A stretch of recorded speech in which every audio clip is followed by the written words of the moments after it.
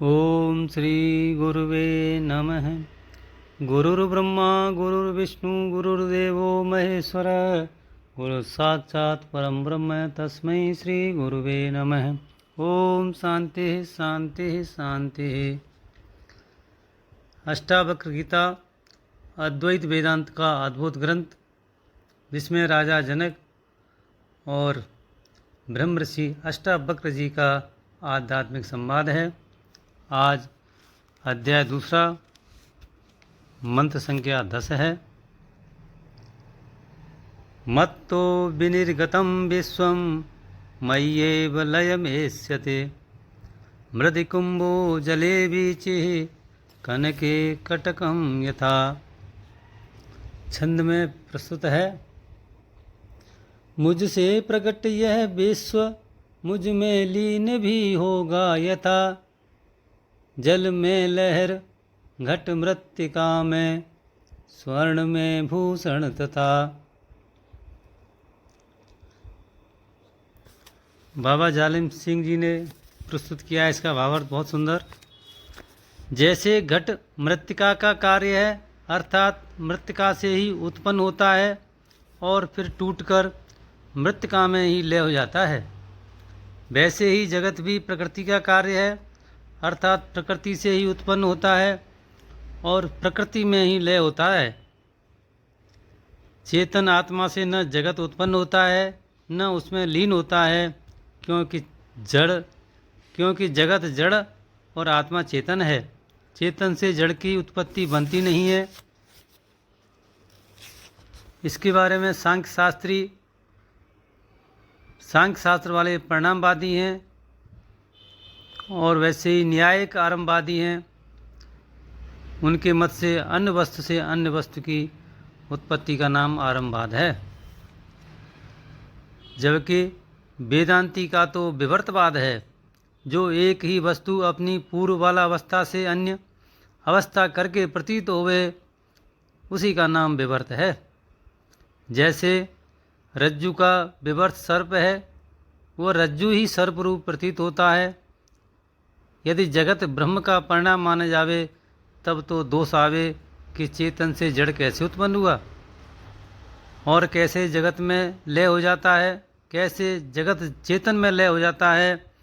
ये सब दोष वेदांती के मत में नहीं आते हैं, क्योंकि जैसे रज्जु के अज्ञान से रज्जु सर्प रूप प्रतीत होता है और रज्जु के ज्ञान से उस सर्प की निवृत्ति हो जाती है, वैसे ब्रह्म आत्मा के स्वरूप के ज्ञान से जगत की भी निवृत्ति हो जाती है। सांख्य और नैयायिक के मत में अनेक दोष पड़ते हैं। एक तो वेद में परिणामवाद और आरंभवाद कहीं भी नहीं लिखा है, अतः उनका मत वेद विरुद्ध है। दूसरा, युक्तियों से भी परिणामवाद और आरंभवाद सिद्ध नहीं होते, क्योंकि घट मृत्तिका का परिणाम नहीं है और न स्वर्ण परिणाम कुंडल हो सकते हैं। उत्पत्ति काल में भी घट मृत्तिका का रूप ही है।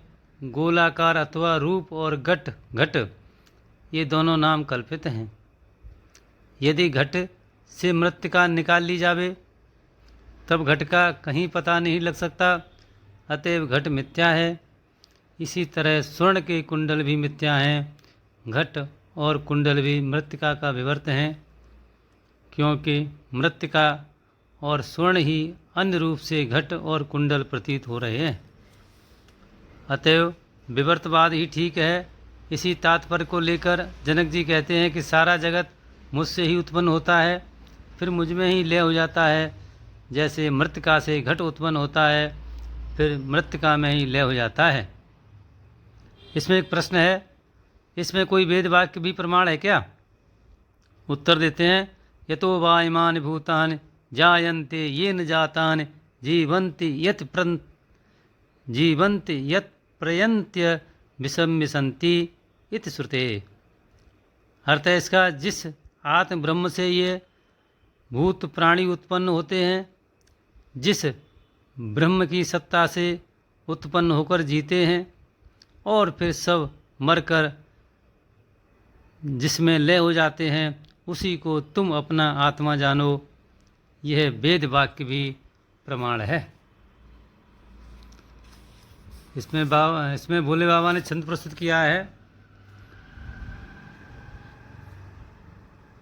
ज्यों मृत्तिका से घट बने, ज्यों मृत्तिका से घट बने, फिर मृत्तिका में होए लय, उठती यथा जल से तरंगे, होए फिर जल में विलय।